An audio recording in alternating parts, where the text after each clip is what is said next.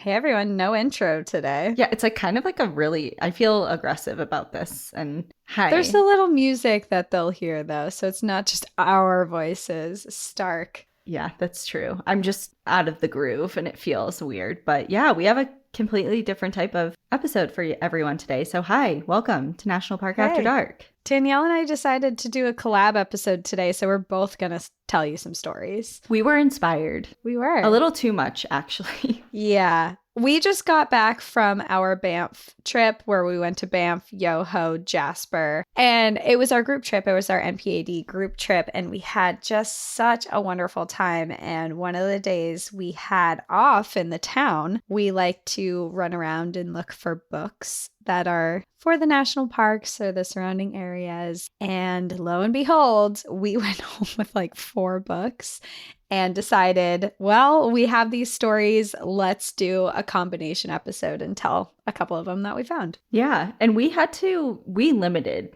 ourselves. Let me just put in that a little tidbit. Like we had to put books back on the shelf because we physically couldn't carry them back in our carry-ons. Like we're about to make a Canada podcast. Yeah, like this. And also, who is going to want to hear like 10 Banff stories or Jasper, Yoho, national park stories in a row? So we had to be a little bit selective. So there are more stories coming at some point when I have no idea. But they'll be sitting on our bookshelf for when we're feeling inspired again to talk about these parks. Yeah. So we have 2 different stories. One of them actually wasn't in any of the books that I got. We were actually verbally told this story by one of our guides. Yeah, and we got t-shirts to commemorate this mascot.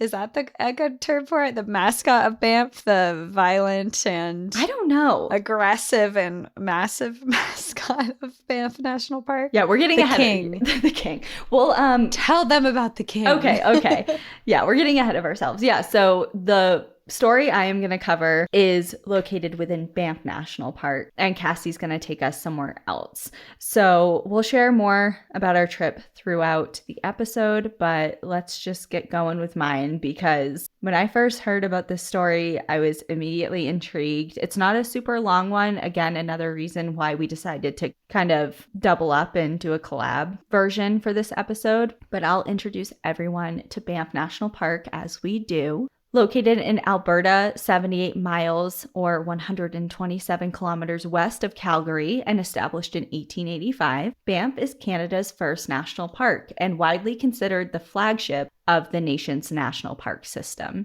In 1883, 3 railway workers were working on the slopes of the Canadian Rocky Mountains when they, quote-unquote, discovered a cluster of natural hot springs. This led to disagreements over the ownership of the springs, which eventually led the Canadian government into declaring a 26 square kilometer or 10 square mile area around the springs as a natural reserve. And over the years, it was extended and given its present name. Of course, we all know, it kind of goes without saying, but we have to say it and highlight it, that these 3 railway workers didn't truly discover anything new at all. No.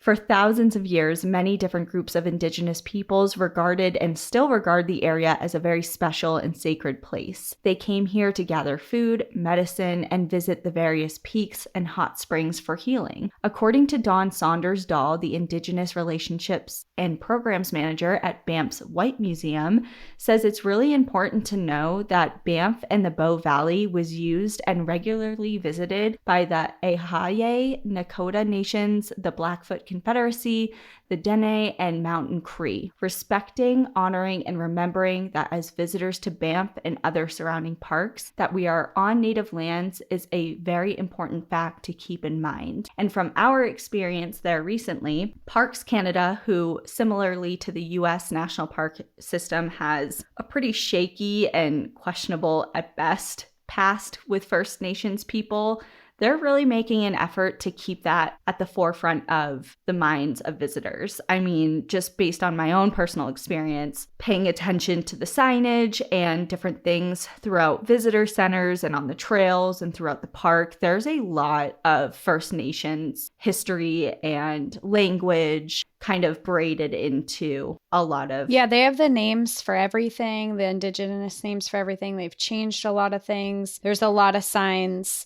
that will blatantly say this is indigenous country here, and they teach you of how the indigenous people were the first ones to show people how to even navigate through the Canadian Rockies. And there's a lot of information. They were really good about it, and it's cool to see. And it sounds like they're really trying to integrate making sure that indigenous people have a say over the land too. Yeah, it was a really cool, like, obviously the US National Park System has their own ways of doing similar things, but just as like an observer visiting a different country and how they're handling it was something that I was trying to pay attention to, and I really noticed, at least. And Me too. Visitors to Banff are coming in record numbers. Summer of 2023 was its busiest on record, with nearly 4 million people all vying to catch glimpses of the emerald and turquoise waters, glaciated peaks, and diverse wildlife. Of course, there is more to the park than just good photo ops, though. Rafters, climbers, and hikers all flock here. Because of the snow and increased risk of avalanche hazards, prime hiking season runs primarily through roughly July to September. And with over 1,600 kilometers, or about 1,000 miles of maintained trails that weave throughout the park, the opportunities are pretty endless for recreation. And if you've ever been here or ever plan on going, you'll probably get very familiar with the Bow Valley Parkway, which is the main travel lane throughout the park. It's a 48-kilometer or 29-mile scenic, winding route that travels between Banff and Lake Louise that has scenic pull-offs and offers sweeping views of the Rockies. Like, there is not a bad seat in the house, no matter where you are on this parkway. Like, it's amazing. And Bow Valley is considered one of the most beautiful drives in the world, right? That's the ice line. Or not the ice line. That's the ice line trail we were on. I wrote about it. Icefield Parkway? Is that what you're referencing when we went from Banff to Jasper? I just know it's a parkway. Yeah. The road between Banff and Jasper and Yoho is considered some of the prettiest drives in the world. Yeah, I think that's the Icefield Parkway. And we'll all find out when I get to it in my notes eventually. Oh, it's on here. Okay. Yeah. I'm jumping ahead. Yeah. So this roadway, the Bow Valley Parkway, is popular not only for vehicular travel, but also for road cyclists, which I also noticed. I'm like, God, there are so many people on bikes here right now. Yeah, for sure. The national park even launched a pilot program to support cyclists in the park. So from 2022 to 2024, Parks Canada is restricting vehicle use along the 17-kilometer eastern section of this parkway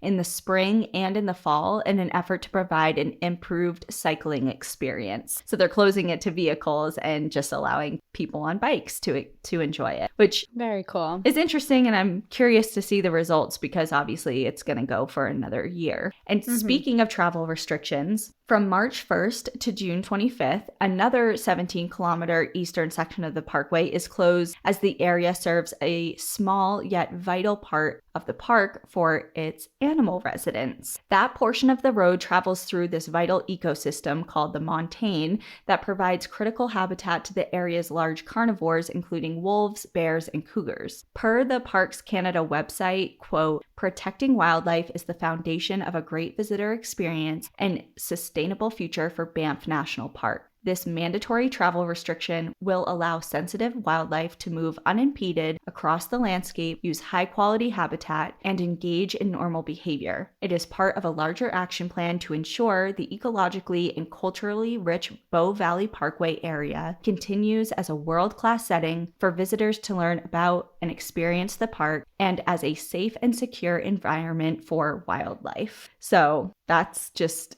amazing. Beautiful. I really, and this might be coming from a place of like not being informed enough, and correct me if I'm wrong, but I don't know of any national park in the US doing that. Like, can you imagine in Yellowstone, like, hey, this main roadway through the park that everyone travels is actually going to be closed, this big section of it, because wildlife needs to be able to move across it safely. I would love if Yellowstone did that. You know what I mean? And I'm just picking on Yellowstone Yeah. because it's a big name park. It could be any park, but it's just something that's so thoughtful to obviously wildlife. And one of the main reasons that people visit the park in the first place is to see wildlife and to make sure that they're protected and supported in any way that the park can. I think it was just really cool to read that. And of course, when we were there, all the wildlife crossings, like the wildlife bridges that we saw. Yeah, they have a lot of them over the highway so the animals can cross safely across the road without having to walk in the road. Canada's great. I love Canada. Every time I go to Canada, I'm just like, I could live here. Canada's great. Yeah, it was really awesome. And I feel like we feel so similar to Canada because we share a lot of, obviously we're on the same landmass. A lot of our culture is the same, but at the same time, we're so different and things are handled a lot differently there. And it's really apparent in times like this when you see stark contrasts. For sure. And it's from this road, the Bow Valley Parkway, that if you're fortunate, and I mean very, very fortunate, that you may just catch a glimpse of the boss. The boss. I'm so excited to talk about him. The people who were on our Canada trip, are all probably smiling ear to ear right now because he was kind of a running theme towards the end of our trip once word spread about him and his story. And I was like, God, yeah, I'm going to cover him. So we all took a photo and a shirt of the boss. Yeah. So just for some context, we had 2 guides and we kind of because our group was big and there were some activities that we had to split up into 2 groups. And one day Cassie's off with one of the guides, comes back, meets up with me, and she's like, hey, my guide just told me a story that I think you'll be really interested in. And she shared just kind of the basic information that she was told about the boss, and it became like wildfire, just spread throughout the whole group. We're all like, oh my God, the boss. And it kind of when you're about to get a new car and all of a sudden you see those cars everywhere, you never would have noticed them. It was kind of like that. We've all learned about the boss for memorabilia in the gift shops. Yeah. And then all of a sudden we see the boss on everything: t-shirts, shot glasses, hats, scarves, whatever. So it is my pleasure to introduce the world to the boss, aka bear number 122, aka the most badass bear in Banff. He sure is.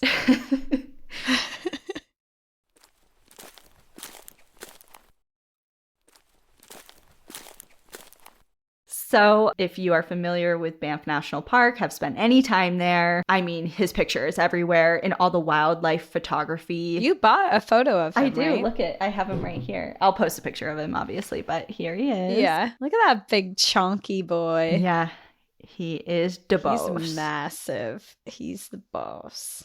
So, a little bit of background on the boss and a little bit of his story. Based on a dental examination from 2013 when he was last handled, so 10 years ago now, it is believed he is now roughly around 23 years old and going strong. The boss is Banff National Park's most dominant male grizzly bear, and for a very good reason. Residing in the Bow Valley, he has been the biggest and toughest bear for years. For starters, of course, his age. While grizzlies can reach over 30 in captivity, the typical lifespan for a wild grizzly, especially males, averages from 15 to 20. So he's an old king we have going on here. He's 23 and still the baddest. No signs of slowing down. He's also a big king. Now, grizzlies in Banff are going to be smaller on average than brown bears, say in coastal Alaska, and they'll come in at around 500 pounds for males. And of course, weights are variable. Some are smaller, some are bigger. The boss, however, is the heavyweight champ, coming in between 650 to 700 pounds. Oof.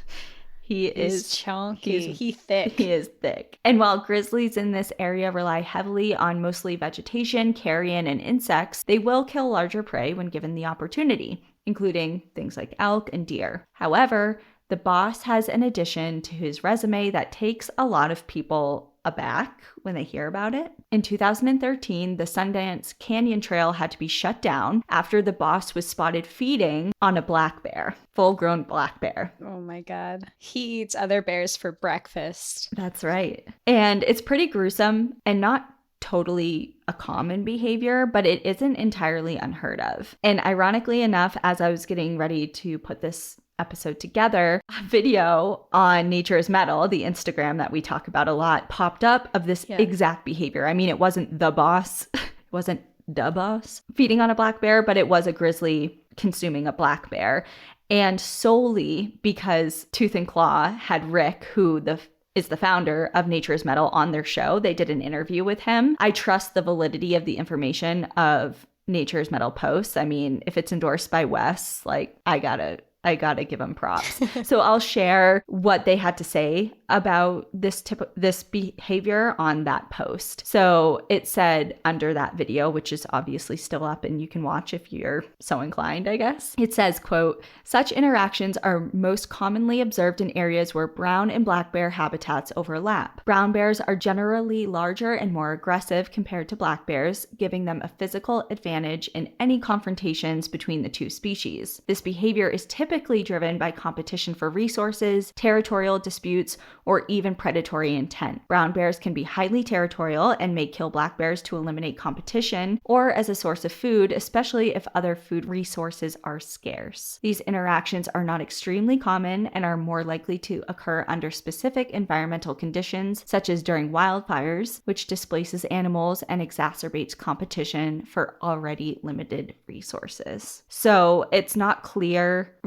as far as my research, what I found regarding the boss and the particular incident on the Sundance Canyon Trail. I have no idea. I'm guessing it was probably a territorial thing because he clearly is not hungry. He's not going hungry. Yeah. You know, he's a big guy. Or maybe he's so big that he has to eat black bears to keep up his weight. Yeah, maybe. Who knows? It's the only thing that will keep him fat enough to remain king. Black bears are the key to living forever. Don't say that, because now people are gonna want black There's something in their blood. He's like, parts. He's 23 years old, and he's like, to stay young, I drink the blood black bears under a midnight moon. A full moon. Well, speaking of being territorial, the boss pretty much rules his kingdom in more ways than one. And I'm just like laughing throughout this whole thing because it's just like, it's just funny. I mean, it's just funny the way in which he has this death grip on Banff. So there are roughly 65 grizzlies in Banff National Park, and the boss's personal territorial range varies through his 2,500 square kilometer or 965 square mile home range through not only Banff, but also Yoho and Kootenay National Parks as well. And when not in his winter slumber, he patrols this entire area for food and resources, with one of his favorite spots being along the train tracks. Not only is utilizing these transportation corridors easy, it's incredibly smart. He feasts on animals who had been struck and killed while on the tracks. So he's scavenging carrion, like works smarter, not harder. You know what I mean? Mm-hmm. Like they're already dead and just waiting to be consumed. And he is also eating spilled food sources from the trains themselves. So for example, in March of 2019, one of Canadian Pacific Railway's freight trains derailed. It was a huge mess. It sent like 10 loaded grain cars off the tracks, spilled grain everywhere. It was a huge thing. And Parks Canada was immediately obviously concerned for the safety of everyone. It was okay, but also for the cleanup because they knew immediately it was going to be a big attractant to bears coming out of their hibernation, and especially the boss. So 7 years earlier, he served as an important learning tool when researchers collared and tracked him in an effort to find out why so many of the animals in Banff are killed by trains every year, because they knew that he frequented this area. So they were using him as a research tool. And the 5-year-long project, sponsored in part by Parks Canada, had a goal to monitor and analyze his movements in hopes to prevent grizzly bears from being killed by trains, the number one killer of wildlife in the park. And within the first week of the study, they realized that the boss was using the railway to forage for spilled grain product, but also to access an area where the town of Banff was using for curing their compost. That happened to be by the train tracks as well. Very smart. They even spotted him, like, caught in the act, chowing down on steak bones and corn cobs. So he's like, this is really good. Thanks. he's like, thank you for literally laying this out for me. Yeah. This is a big uh-oh moment for researchers. Former town manager Robert Earl said the research project underlines the town's dedication to maintaining the human-wildlife balance, and researchers hope to gather information from this study that would eventually lead to better options to keep the bears away from the trains, like either fencing or an early warning systems of some kind. The tracks are a really dangerous place, and the boss got a taste of that for himself a couple years later after this study when he was hit by a train and literally just walked away. It's like, and the train was destroyed. The train blew into smithereens and the train no longer exists. So he was fine after that train incident. And it's just also interesting because not only was he not killed, it doesn't appear that he had any long-lasting injuries that have inhibited him in any way. He's like bruised for a couple days and he's like, God, that was annoying. Yeah, he's like, ow, that hurt a little bit. Yeah, so I just thought it was interesting because usually, we hear a lot of stories about animals that end up predating on either people or pets or going after easier meals because of previous injuries and what that has done to their health and maybe inhibited certain ways that they hunt or can get food. So I just thought it was interesting that he hasn't shown any signs of that at all. Yeah. Another part of patrolling territory also involves missions to find potential mates. Bears head into the breeding season around late May through June, sometimes extending into July, and let me tell you, the boss has been a busy man. According to David Laskin, a Parks Canada wildlife coexistence specialist in the Lake Louise, Yoho, and Kootenay Field Unit, he says, quote, "We have some DNA results that show the boss has sired the majority of cubs in our Bow Valley Banff population. And that majority, may you ask, is roughly 70%. So not only does he reign over Banff National Park, but he is also the only male that mates with any of the females basically in the park. If he was on Maury, he would be the father. In 70%. 70% chance you are the father. So this is no easy feat because while he may be the biggest, baddest bear for now, no one's reign lasts forever, and he has plenty of healthy competition. For example, his rival, bear number 136, aka Split Lip. Oh, how did he get that name?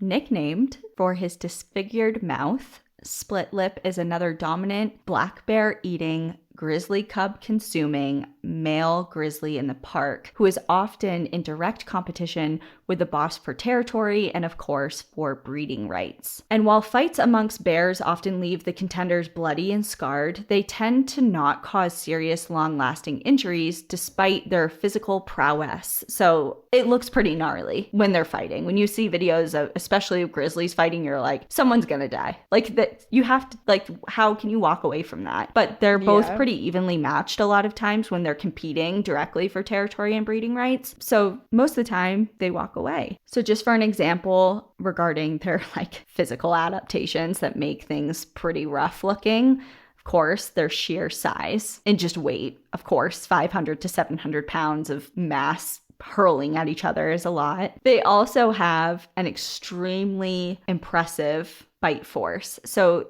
they come in at around 1,100 psi regarding their jaw force, which, just to put into context, can crush a bowling ball. They have 4-inch long claws, all of which they can just hurl at each other at 35 miles an hour. Stop. That's why you don't want to be attacked by a grizzly, because they're going to swat you at 35 miles per hour. Well, running at you. Claws. Yeah, at 35 miles an hour. And it's like, that's why when you list even just the smallest of like bullet point facts about grizzlies, when people are like, I don't know, I feel like I could take a bear maybe. You know what I mean? What was that comment we got one time? Have you seen that?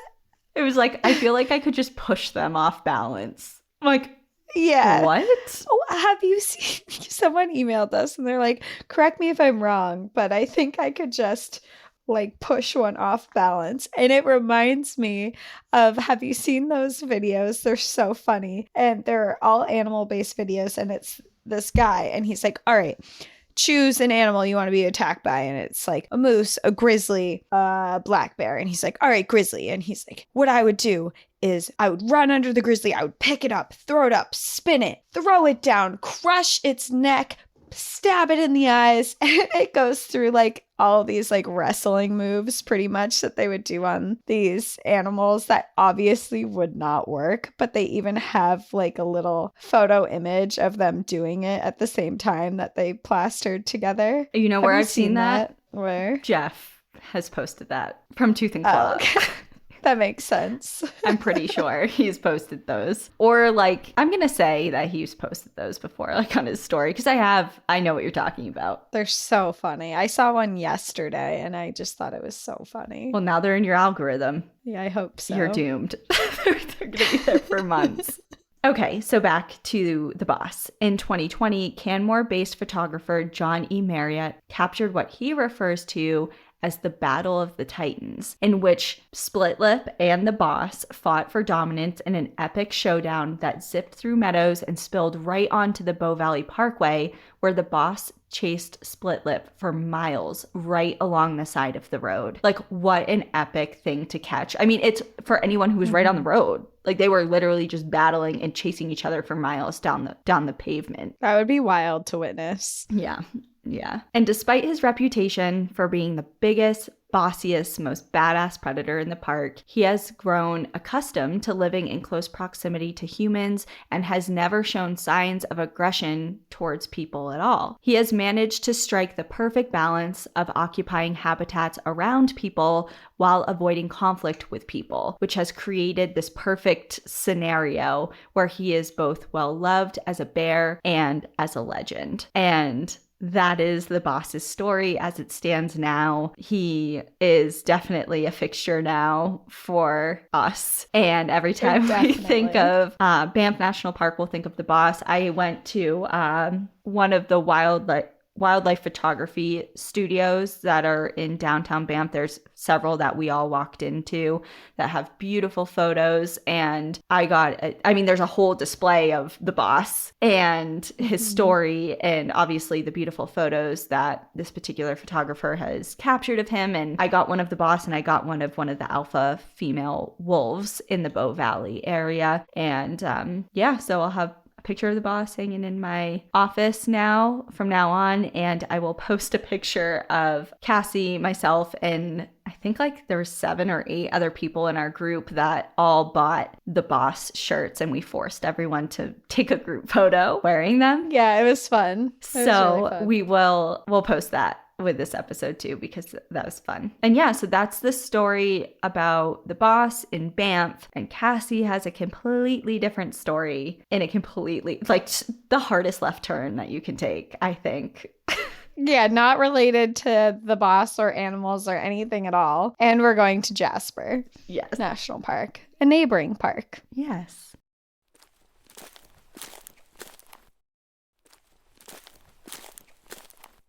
So I'm going to do the intro to the park as well. And you obviously can't go to Banff without going to Jasper. I mean, you can, but you would. I've done it before, but Cassie is sadly. I regretted it and I was sad. I sadly only went to Banff.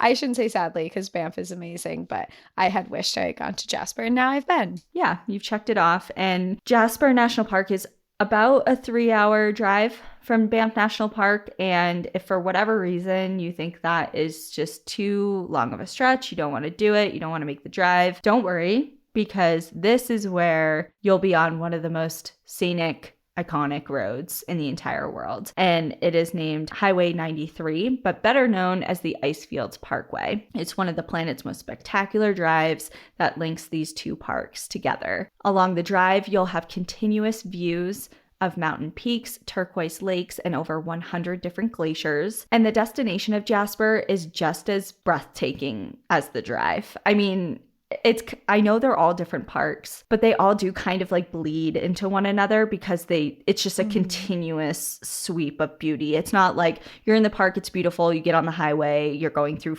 nothing, and then you're at another park. It's just a continuous jaw-dropping swath of land. Jasper National Park is the world's second largest dark sky preserve and the largest national park in the Canadian Rockies. It was first protected in 1907 and officially became a park in 1930. The park is known for its abundant wildlife and extensive trail network reaching over 600 miles. One of its crown jewels, however, is the Columbia Ice Field, the largest ice field in North America's Rocky Mountains, which formed over 10,000 years ago, from which 8 major glaciers are fed that drain into 3 different oceans, which we visited. We didn't visit the ice field, but we did do the Athabasca Glacier as a group during our trip, which was really cool. Mm-hmm.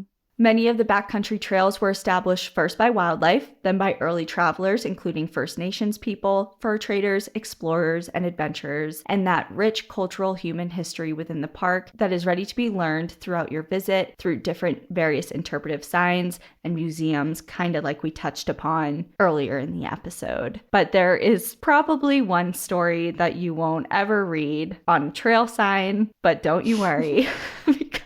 Cassie stumbled across it at a local bookstore. Actually, it was not a bookstore. It was not a bookstore. It was like a general store, thrift store. It was like an antique, thrifty. They made funny t-shirts and they just had like an assortment of random stuff. And one of the random things that they had is they had just a rack of what you would normally put, I feel like, birthday cards on. And instead they put a bunch of books on it. And I came across this book there. And Cassie read the back and kind of gave it to me and laughed. And I read it and I was like, wait a second, is this even real? At first I thought it was a fictional story, like a made up novel of some kind. We were like, this can't be real. And she Googled it and lo and behold, it was real. And she's like, you're coming home with me. And hey, we're doing this story. So take it away. I am so eager to learn what you discovered past just the synopsis of the back of that book. And it's been killing me.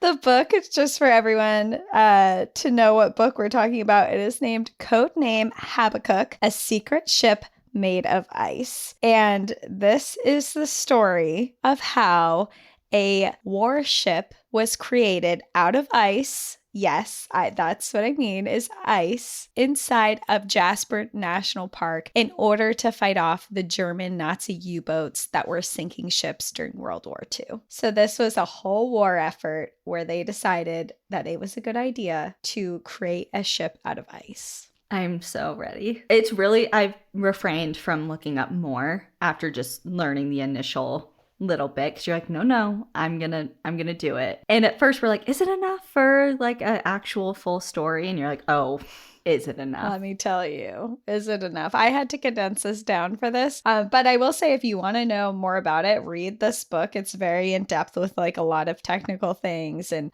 specifications of the boat and things, which I won't get into all the numbers and stuff because it'll just get confusing. But it's a true story. Lo and behold, the world did decide that a boat made out of ice to fight in the war was a good idea, and they had an entire project on it. So it's very interesting and a little comical. And now, while the story of constructing a warship made out of ice on a picturesque lake in the Canadian Rockies of Jasper National Park does sound very comical, and it is, the story behind why they were creating it is anything but. The project began in the 1940s at the height of the war against Hitler and the German Nazi army, who would later be attributed to the mass genocide of 6 million Jewish people and others inside their concentration camps, including members of the LGBTQ communities, people with disabilities, or people deemed enemies of the Nazi regime. These numbers include women and children. When the Nazis came to power in 1933, Hitler promoted a quote-unquote superior race and wanted Europe to create a also quote-unquote racially pure state. And in this, he deemed Jewish people as inferior and a threat to the community. And part of creating a superior race also meant killing people within the LGBTQ community, murdering men, women, and children with disabilities, and a lot of other atrocious acts, including extreme and dangerous medical practices on some of the people of these groups. While the history of World War II and Nazi Germany is an extensive one, and I could go into it forever because I have read so many books about it, I think it's a really interesting and devastating period in the world's history. I'm not here to dive into that story today, But in a very short synopsis, in Hitler's reign, they began invading neighboring countries and forced Jewish people around Europe into concentration camps, where obviously later we find out they had killed 6 million people, but this eventually resulted in World War II. In the largest continuous military strategy in order to defeat the Nazis, the Battle of the Atlantic took the war to the ocean. A major part of this battle was known as the Blockade of Germany, where the British Empire and France were stopping food, fuel, and textile supplies from reaching the Germans, and it went both ways. The Germans were also trying to stop the British from getting supplies as well. The British Prime Minister at the time, Winston Churchill, was in command of many of these missions against the Germans. However, despite their best efforts, the Germans were sinking Allied military ships and were essentially winning the Battle of the Atlantic. In one of these attacks, on October 18th, 1940, 6 of the German U-boats, which were their warships, attacked and sunk 15 of their Allied ships in 6 hours. The next day, they brought in more of their U-boats and sunk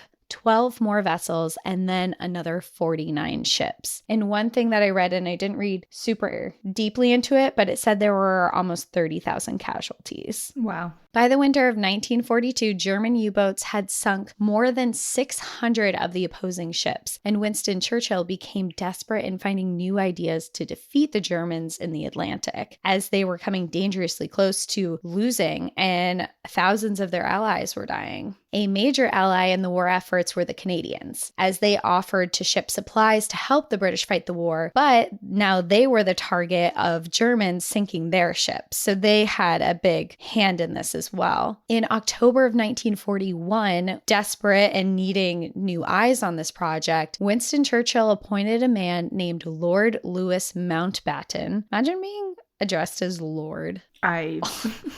All it reminds me of. Call me Lord.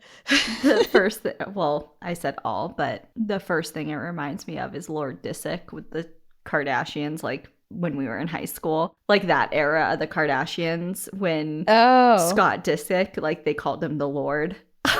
I didn't know that was a thing. That doesn't surprise me though. It was just like, I don't know. He had some like weird fascination with like being, what is it, knighted or I don't know. It's a buried Call memory. me Lord Farquaad. The Lord. The Lord.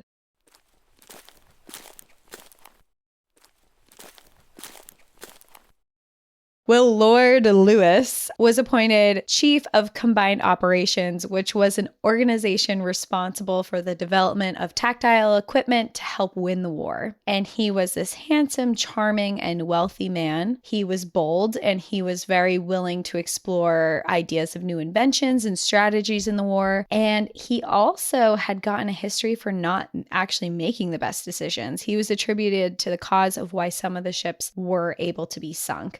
So he had something to kind of lose here. He already had a bad reputation, and he was like, I need something. I need an innovative idea to win this war that's going to take back my name and get me associated with making good decisions, basically. He wanted redemption. Yeah, exactly. So shortly after he was appointed the job, he visited the University of Cambridge, which is in England, to find innovators and ideas that may be helpful in the war effort. And it was there he met a man from London, Jeffrey Nathan Joseph Pike, which I don't know why he has so many names. Nathan Joseph Pike. Wait, what is it? 4? Is that 4?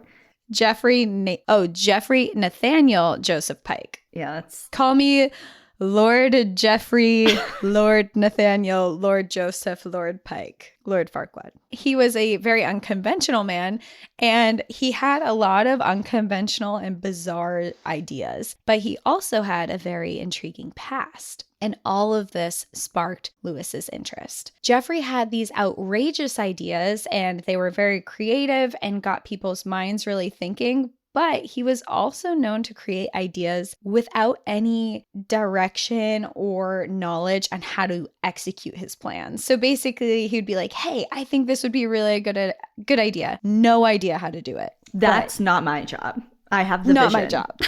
Yeah, I'm the visionary here. You can figure out the rest. But what made Jeffrey so interesting was he was an escaped prisoner of war from the First World War. He had been a journalist and educator, and when the First War broke out, he left his studies in school to become a war correspondent. He somehow convinced London's Daily Chronicle to allow him to be a spy and gain inside knowledge within the city of Berlin, despite no training or education to do so. He didn't do well, though, and after only 6 days, the German authorities arrested him and put him in solitary confinement for 13 weeks. Okay, so not off to a promising. Not off to a great start. Yeah. Like 6 days. He must have been really sketchy, though. Yeah. I just imagine him at like a coffee shop and being like, so, what do you think of the war? If I'm not a spy or anything, but if I was. The first thing is say? I have 4 names. You know, that's already a weird thing. Oh, and he didn't speak German either. He just spoke very small bits and pieces of German, and he got an American passport. So there was just a lot of weird stuff going on. So they basically are like, you're stupid and we're putting you in solitary confinement.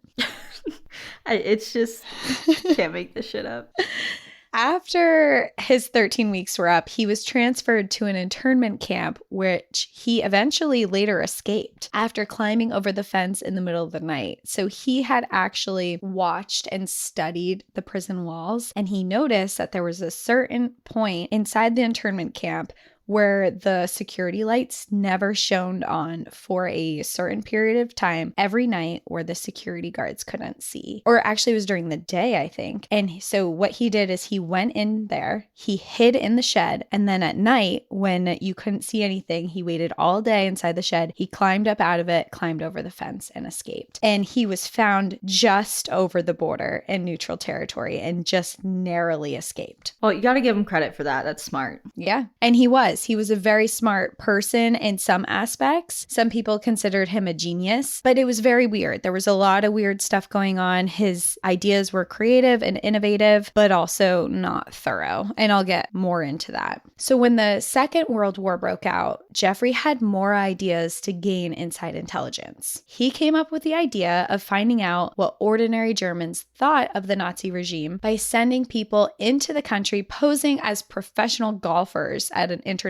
tour in Frankfurt. So basically he gets out, the Second World War breaks out, and he's like, hey, I don't want to go in and be a spy again, but I have this really good idea. I have a lot of experience here. And he says, let's put some professional golfers at the golf tournament and we'll just have them have conversations with other golfers. And it did work briefly at the beginning, and they did get some intelligence off of the ideas because they did approve it. But shortly after, warnings came through that there were very high suspicions of the golfers, and there was talk of them being arrested. So they were pulled out, brought back to England, and the entire project was dropped. For some examples of his other wild ideas, in one of them, he decided in the war he wanted to bomb the defenses around oil fields in Romania that were fueling German machinery. He suggested, it's just so funny, it's outrageous. So he suggested that they aerial bomb the oil wells, and then they would have their British soldiers dressed up as fake firefighters come in riding on a quote unquote fire truck and pretend to extinguish the fires. But instead, their fire hoses, instead of them shooting out water, it would actually shoot out explosives like grenades.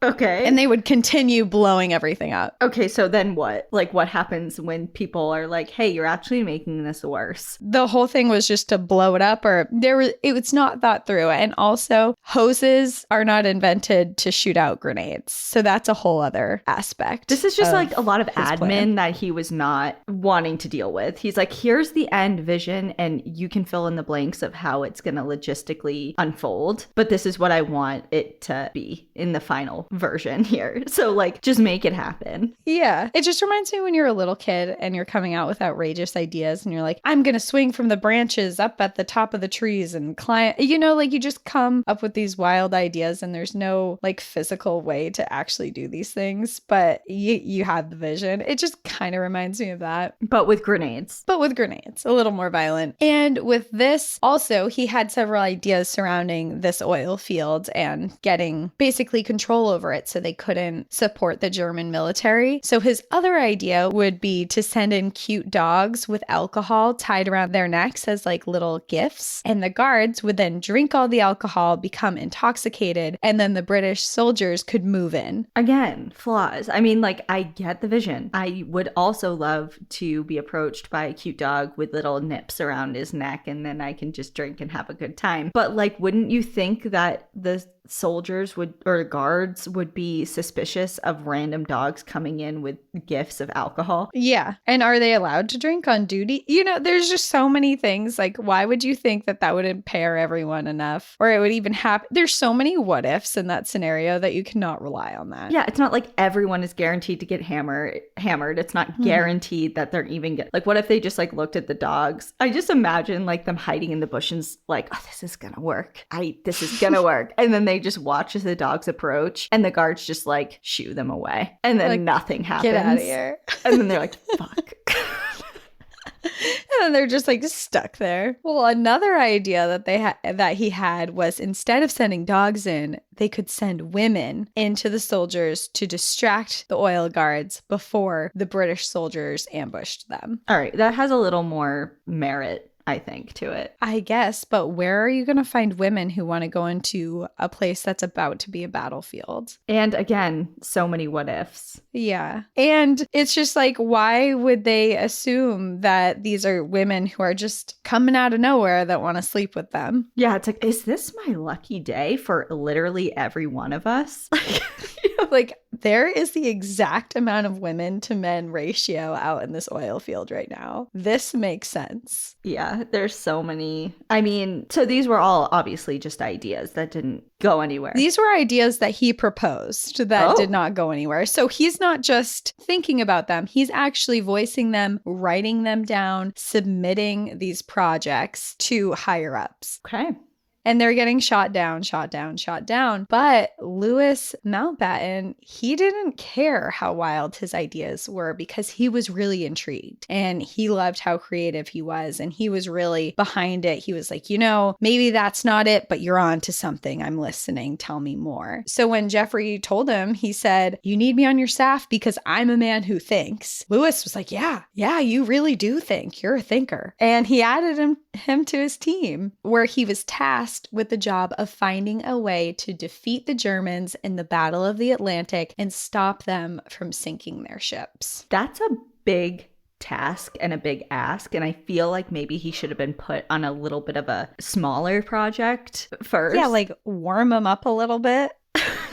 Like, obviously. No, he's confident in his abilities. He knows that he is going to have. There is something to be said about confidence and where it gets you. Yeah. I mean, they say you don't actually need experience to get jobs or a resume. You just need to sound confident and like you know what you're doing. Dress for the job you want, not the job you have. Or that you're qualified for. Okay. I want to be a surgeon. I have the perfect outfit. I'm going to say. No, I haven't been to school, but I'm a thinker. I'm an innovator. I have the vision. You need me. Slice.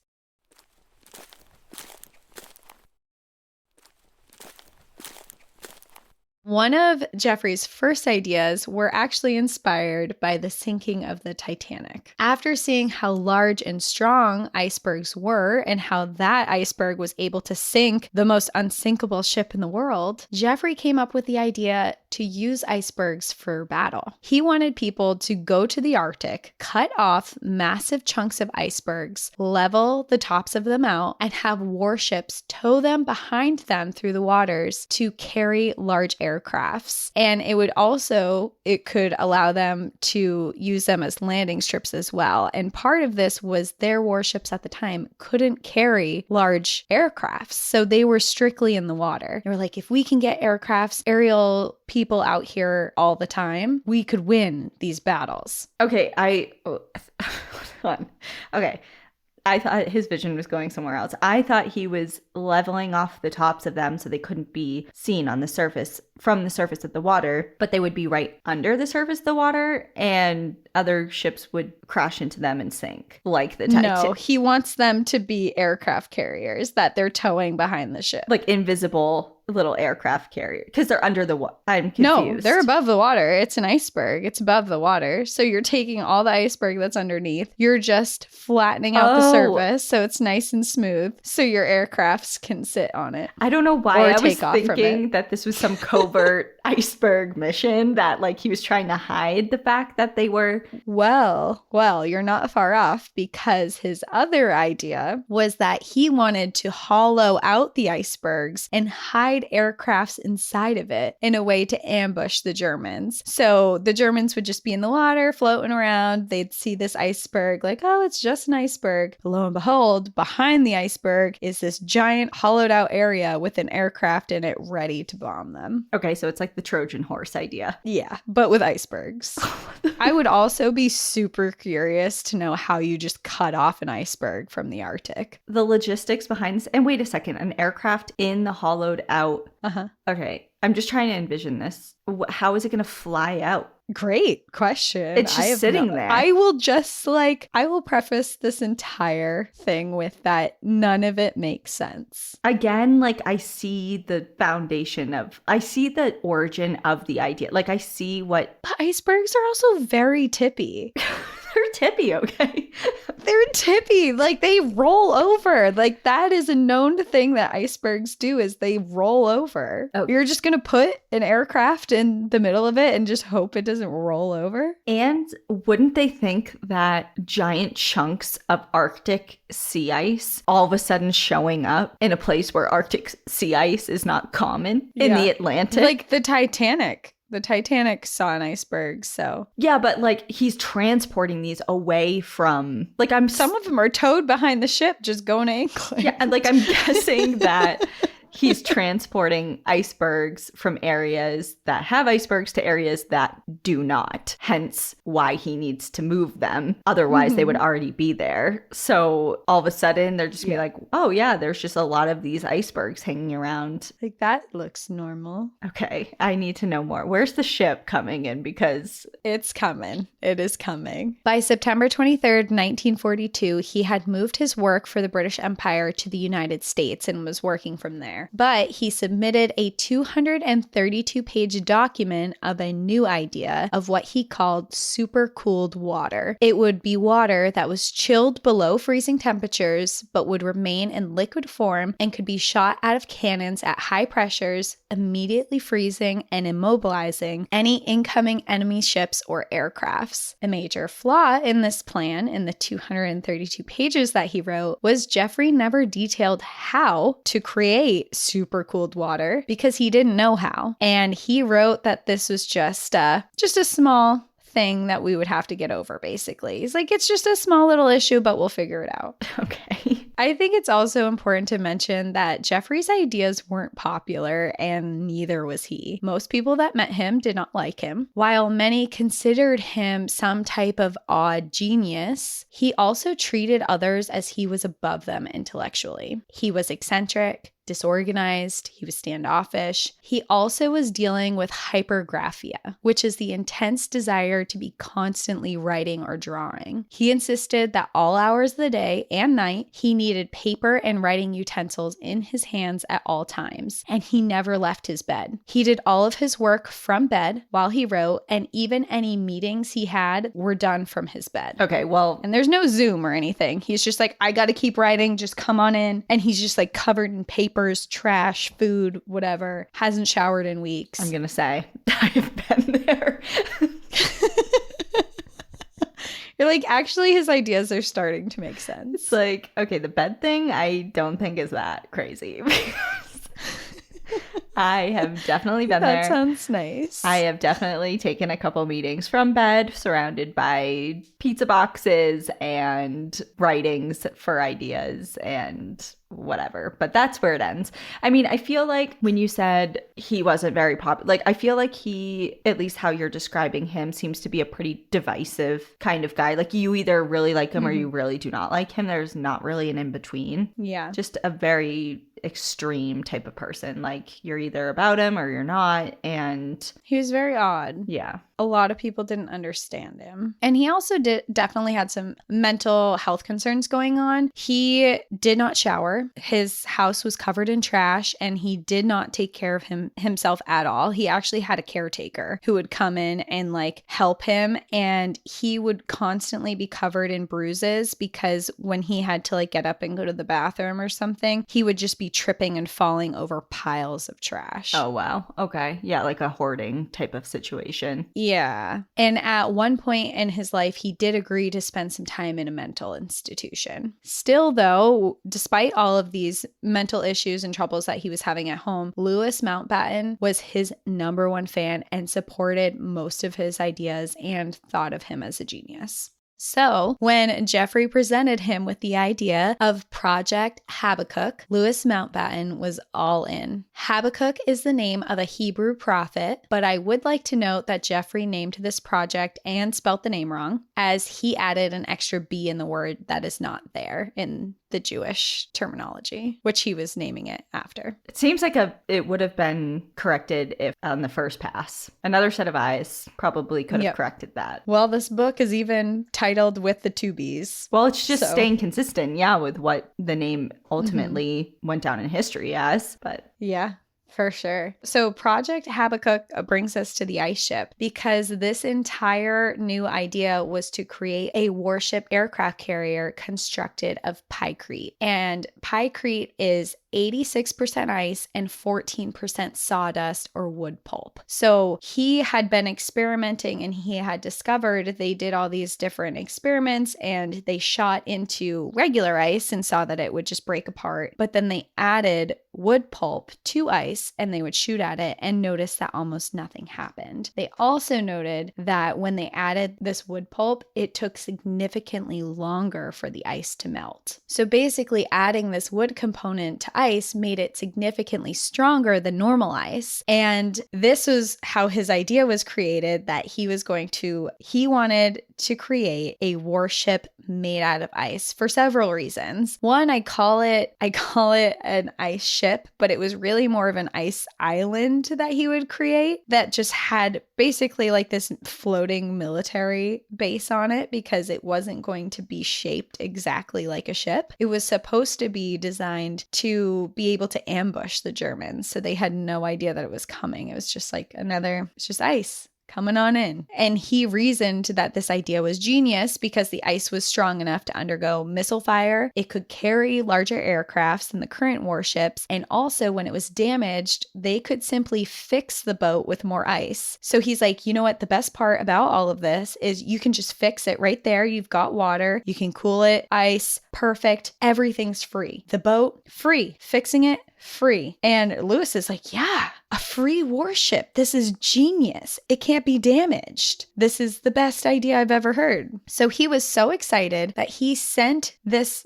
proposal to Winston Churchill and marked it as most secret, which was like the top secret. No one can look at this. Make sure no enemy eyes get this, because when they do, they're going to just die for this idea and try to do it themselves, basically. It's not just secret. It's the most secret. It's the most secret. And Winston Churchill, he got the project, and admittedly, he said he didn't understand the physics of ice. But other than that, he thought it was a great idea and he approved looking into it and getting it started. So the Royal Navy and War Office agreed to start the project after brainstorming ideas on where a prototype to test out the ship could be done. And they landed on Patricia Lake inside of Jasper National Park. I feel like Winston Churchill and probably a lot of other people were just gaslit. They're like, okay, I guess I don't understand ice, so it must be fine. Like, yeah, that sounds like a really good idea. So on this lake, Patricia Lake, they would build a 2,000 foot long or 600 meter prototype that would be about 1/10 of a scale of a model of the real ship that would be built. So this thing is fucking massive. The real one. The real one. Yeah. I mean, even 2,000 feet long for just a prototype is pretty massive as well. Yeah. But yeah, it's supposed to be this massive ship. And the lake that they chose, Patricia Lake, was named after the granddaughter of Queen Victoria. And Patricia Lake is located in the Athabasca River Valley close to the town of Jasper. And we went to Pyramid Lake when we did a night there for our trip. And we didn't know it at the time because we hadn't heard the story before, but Patricia Lake was right next to where we were. It was the next lake over. We had to pass the sign. Yeah, you saw the sign, right? Yeah, I was like, no. And then when you said the location, I was like, we literally passed right on by it. Mm-hmm. It's a popular area for swimming and hanging out on the beach and cross-country skiing in the winter. This area in particular was chosen because of how cold it remains there for the majority of the year. Now, with a place chosen to begin the project, it was in full force, ready to begin with an entire committee, military operations, engineers, scientists, and construction crews sent to work on it. And because this project was labeled most secret, most involved in the building of it had no idea what it was being used for. It wasn't long after the project began that they reached problems and it got really expensive. As I mentioned before, Jeffrey would come up with these ideas, but he had no outline on how to execute them. So this required a lot of testing of the ice and research into what it could withstand realistically out in the waters. No one knew how to make super cooled water, so that was also an issue. And architects, when they got started, found that his design didn't make sense and they had to change it. Plus, they realized in this project that with a ship full of ice, they needed to find a way to keep the crew warm and at the same time keep the ice frozen. So that was a major obstacle that they found. Yeah, you can't do both at the same time. Have you ever been to an ice bar? Yeah. Yeah, you're not warm. It's like you're frozen. Yeah. You're frozen. So work began on Patricia Lake in the early months of 1943. It was quickly discovered that this aircraft would be much more than just a block of ice. There would be lots of piping that had to be installed. They built the floor and ice blocks of the craft on top of the frozen lake. The structure was built with pyrite, but they used a mixture of asphalt and charcoal to insulate the area for the crew. They experienced hardships when areas of the ship had major leaks. When the ice started to melt, they had to create an anchoring system to keep it in place. When they did put a roof on the outside, they disguised it to look like a boathouse because they believed that there might be enemy eyes that were spying on this genius project, trying to get like the intel to make one themselves. By the time they were done constructing it, it weighed 1,000 tons and ended up being 60 by 30 by 20 feet, which is 18 by 9 by 6 meters. So it didn't end up being the 2,000 feet long that Jeffrey had originally been like, this is what you need to create. Architects were like, okay, that's not going to happen. And it didn't look like a ship. It looked like a boathouse. If you looked at it from the water, it just looked like there was a boathouse, like maybe a fishing boathouse or something floating on the water, above the water. During the construction of this prototype, a lot of things were realized. First, that it was not free. Like Jeffrey had said, it's ice, it's free, it's ice, it's wood chips, it's free. It was very expensive. They discovered to build a ship of actual size, it would cost them about $100 million. So it was not free like they advertised, and they had already spent $150,000 to create this prototype. On a 60-foot little dinky prototype. Yeah. They're like, okay, this is already not shaping up to be great. It's like, this is already ridiculous. They also realized that it would have to be built entirely in the winter months. So there was a very short span which they could build this ship. And there were other obstacles, like keeping it frozen, managing damages, and having large crews on the vessels. It was much more difficult to build than anticipated. Plus, many of the people behind the prototype, they didn't know what they were doing, but they realized whatever it was kind of dumb. They were all like, we're not behind whatever the project this is. Whatever we're trying to make out of ice here, it's not working. Can you imagine being assigned to that if this did go through and you get stationed on this ship and you're just freezing your ass off? It would be awful. It's like, not only am I in the war, I'm on a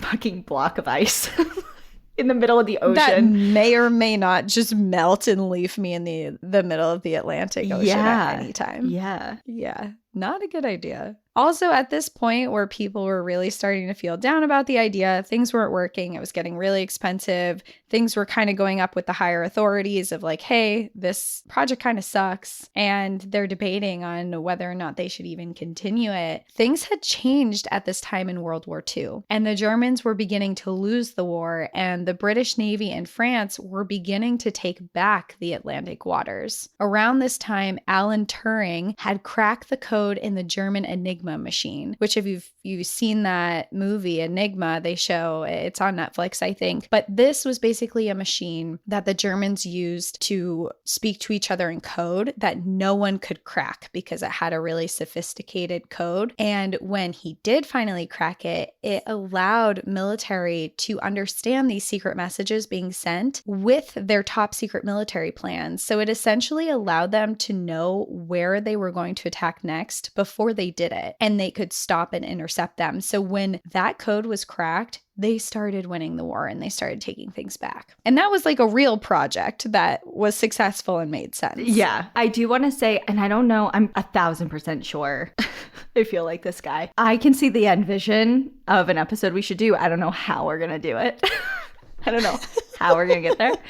And I don't know if it's linked to a national park at all. But what you're talking about with the Enigma thing, project and all of that, I feel like we should definitely do an episode on the Navajo code talkers. Have you ever heard of them? That would be cool. Yeah. Like, I just feel like that's such an interesting story. And it has to be able to be linked to something. We'll look into it. Bet. We'll look into it. Because it's around the same time, 1940s, and creating a code that like no one can crack, and it's based on, you know, like indigenous language. I think it's really cool. But anyway, yeah. I think it would be fun. Little side note. So basically, they're starting to win the war. They're spending money on a project that doesn't make sense. People are tired of it. And by May of that year, the entire project was dropped. They stripped the floating boathouse of all useful material and allowed it to sink to the bottom of Patricia Lake. Jeffrey Pike was crushed that his genius idea was abandoned, but he did not give up. Instead, he took his ideas to the American Navy and tried to sell the idea to them. And surprisingly, President Roosevelt and the U.S. actually agreed to fund the construction of a Habbakuk aircraft carrier for their efforts in the Pacific Oceans of World War II. For a nice ship, for the same thing. Same thing, but he's taking it. He's like, you know, this would be a great project for your fight with the Japanese in the Pacific Ocean. And the U.S. was like, yeah, that sounds great. Come on, everyone. Come on. He must have been so convincing. He had to have been. Like, I'm just thinking of the amount of great minds that he had to coerce to get on his, like, line of track of thinking. You know, like, these aren't dumb people. Like, these are some of the greatest minds and intelligence that we have of their time in the nation. And they're all kind of being like, even if they're not fully on board right away, they're at least giving it enough thought to consider it instead of shooting it down right away. They're not even just considering it. The U.S. agreed. They agreed to fund it and to start the project. But I will say, the U.S. dragged their feet on the idea, and eventually they did decide against it before starting the project. Okay, all right. I'm like, don't do this to me. In 1988, the Alberta Underwater Archaeological Society marked the sunken remains of the Habbakuk prototype with an underwater plaque. So they had scuba divers go down there and put a plaque down there for it. And then the following year, in 1989, the National Park Service created a plaque on the shore of Patricia Lake commemorating the ship and the efforts made for the war that took place there. So there is a little plaque on Patricia Lake now that you can visit. Wow. Like, I what a ride. This episode has been a lot of ups, a lot of twists, a lot of turns. Wow. We got there.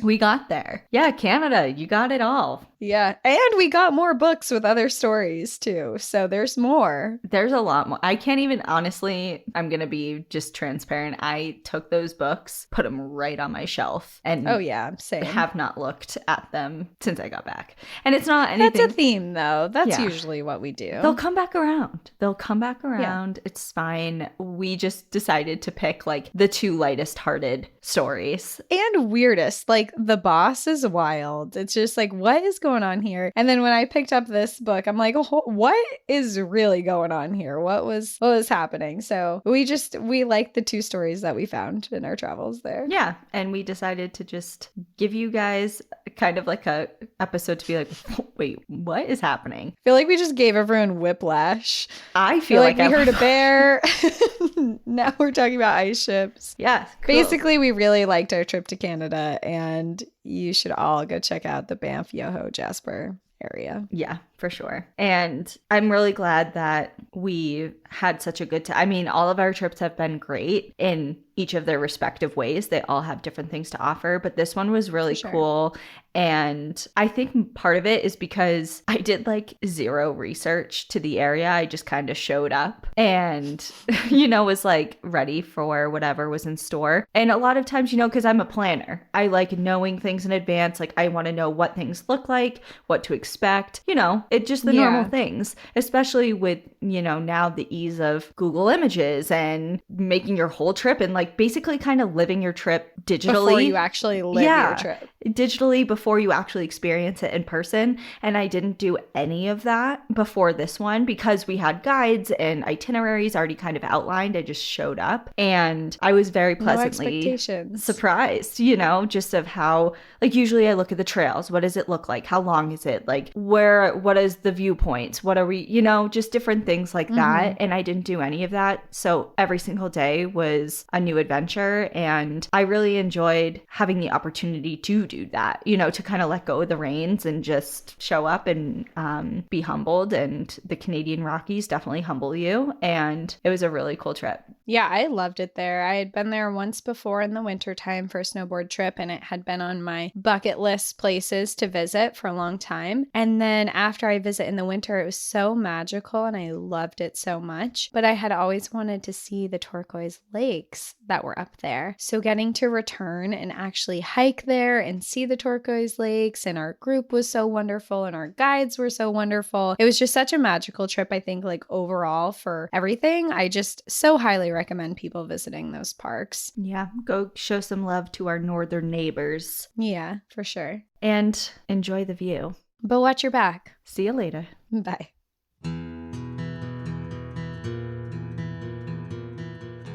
Thank you so much for joining us again this week. If you have a trail tale or story suggestion, send us an email at stories@npadpodcast.com. Follow us on Instagram and Facebook at National Park After Dark and on Twitter at NPAD Podcast. Join our Outsiders Only community on Patreon or Apple subscriptions to listen ad-free, unlock monthly bonus episodes, and exclusive content. And remember, when you support our sponsors, you are supporting our show. For our exclusive discount codes and source information from today's episode, check out the show notes. For more information on our show, our book recommendations, merch updates, and more, visit our website at npadpodcast.com. And please rate, review, and subscribe from wherever you listen to podcasts.